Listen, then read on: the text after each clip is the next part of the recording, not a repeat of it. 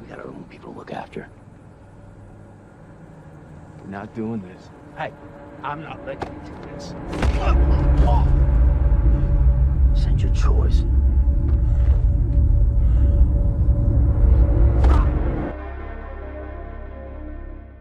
I'm Enigma and I'm a qualified body language analyst and private investigator, and today I'm going to be reacting to this tense scene from season 8 of The Walking Dead, where Rick and Daryl are out scouting for weapons to use against Negan, when a heated argument breaks out. So, let's take a look.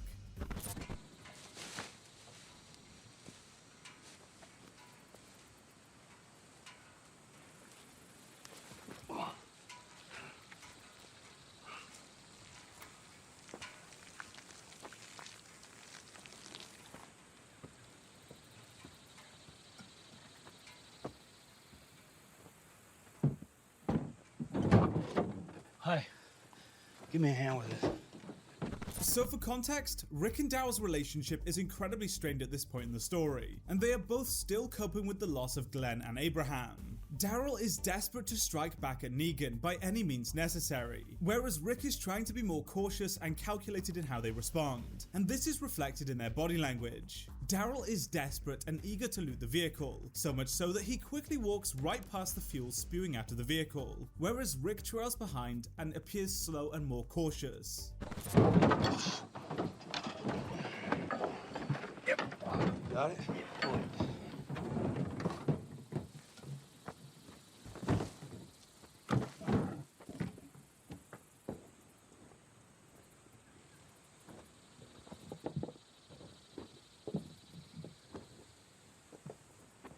We can use these now.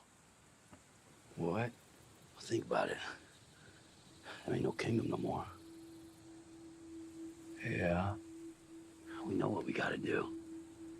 So when Darrell says that they can use the explosives to retaliate against Negan, Rick makes strong eye contact with him and then asks him to repeat himself. This is a dominance behavior, and Rick uses it to assess his response. He's picking up on the fact that Darrell is challenging his leadership. Our amygdala detects not only physical threats, but also social challenges from other people, which is what we're seeing here. Rick asks him to repeat himself so that he can assess his reaction, which is processed by the superior temporal succulus in his brain.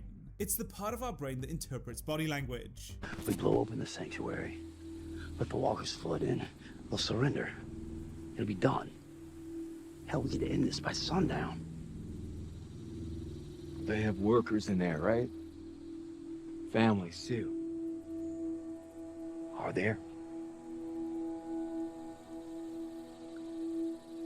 We'll hit the south side of the main building. The workers live in the north side. They'll be up the stairs before the walkers even get in. What if they don't?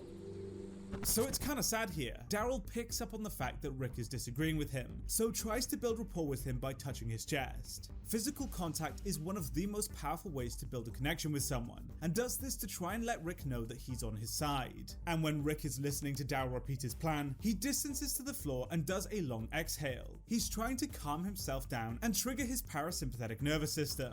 This is because his amygdala is detecting the social challenge from Darrell, triggering his sympathetic nervous system.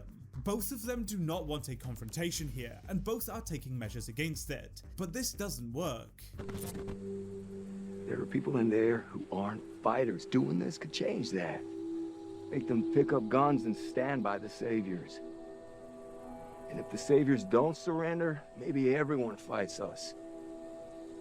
And we don't have the kingdom anymore. We're not doing this.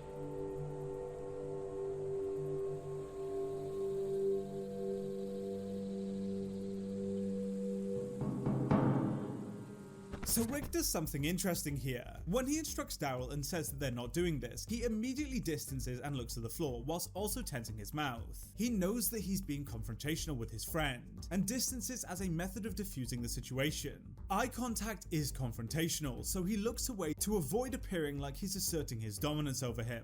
The mouth tense is a result of his defense mechanism becoming triggered, as his amygdala senses a growing confrontation. His body is preparing for a physical altercation.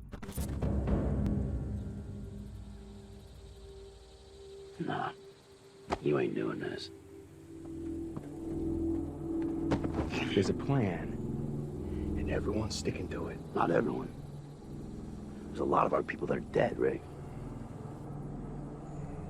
Things change, man. Negan and that other group, this is on them. People die.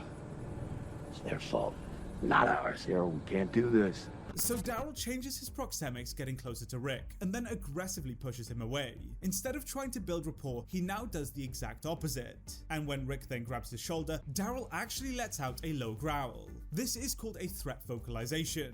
When he gets grabbed, his amygdala senses danger and triggers his defense mechanism, causing the muscle tension. This tension then activates the vocal cords to produce this low growl.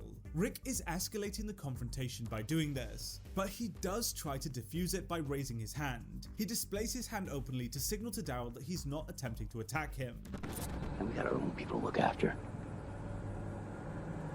We're not doing this. Hey, I'm not letting you do this.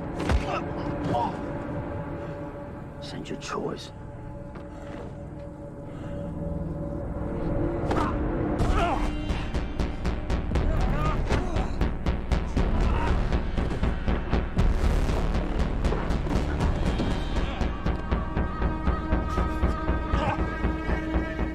Darrell again changes his proxemics to square up to Rick. This is an extremely confrontational behavior and shows just how strong his emotions are about Negan and getting revenge. There is no way out of this confrontation now. Either Rick lets him go and allows his authority to be ignored, or he confronts him.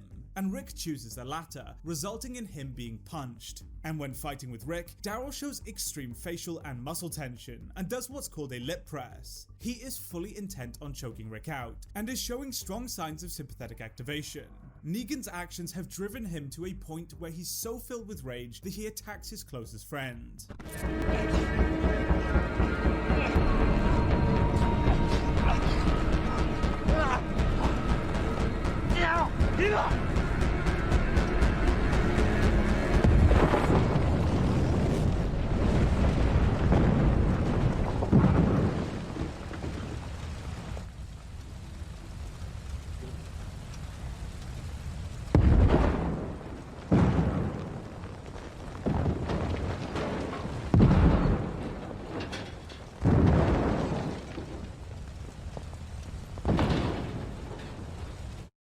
Okay, so this bit is very unrealistic, but I can see why they did it. They were just in an extreme physical altercation, and then had a massive explosion occur right next to them. Their defense mechanisms would be extremely activated here, but we don't really see anything. And I think it's because the director wanted them to watch the weapons burn, because, well, it looks cool. So I won't really criticize this choice too much. Overall, it's a very, very powerful and detailed scene.